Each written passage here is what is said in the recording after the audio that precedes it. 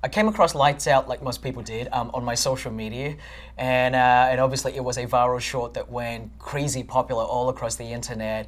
And I remember first watching it going, wow, this is actually really cool. You know, here was a cool little vignette of a scare sequence that this guy shot in his living room back in Sweden, in his house back in Sweden with his wife. And I was just thinking, oh man, this is fantastic. This is the kind of stuff that I used to do when I was, you know, an aspiring filmmaker myself. And then it was brought to me by Lawrence Gray saying, hey James, we should maybe look at this and potentially turn it into a feature film. I looked at Lawrence and I go, you know what, Lawrence, that's actually a really smart idea.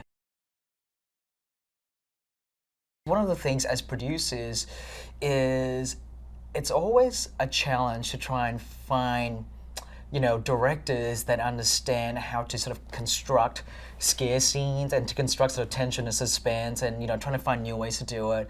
And I could see through the viral short that David Sandberg really has you know, has the smarts for it. He has the brain, he has the eyes for it, he gets it, and you know, and so Lawrence and myself, we met up with David, and you know, and we really liked the guy, and the rest was history.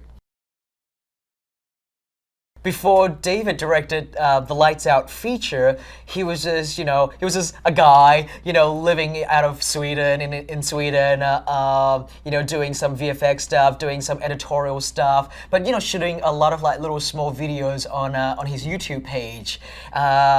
He's definitely, you know, one of these, you know, millennial generational kids today who just grow up, you know, having all these great technology at their disposal, and they're just shooting stuff and putting it on YouTube, and I think that is so great.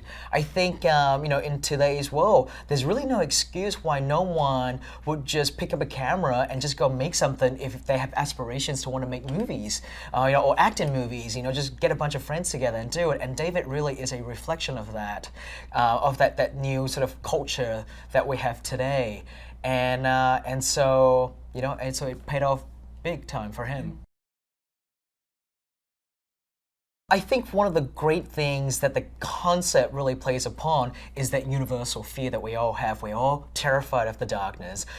Growing up as kids, you know, we're afraid that the boogeyman could be hiding in the closet, in the darkness, or under our bed. And this movie really plays on that fear, and it's fantastic because it's one that is so universal, one that translates all around the world, and I think that's the brilliance behind this this concept.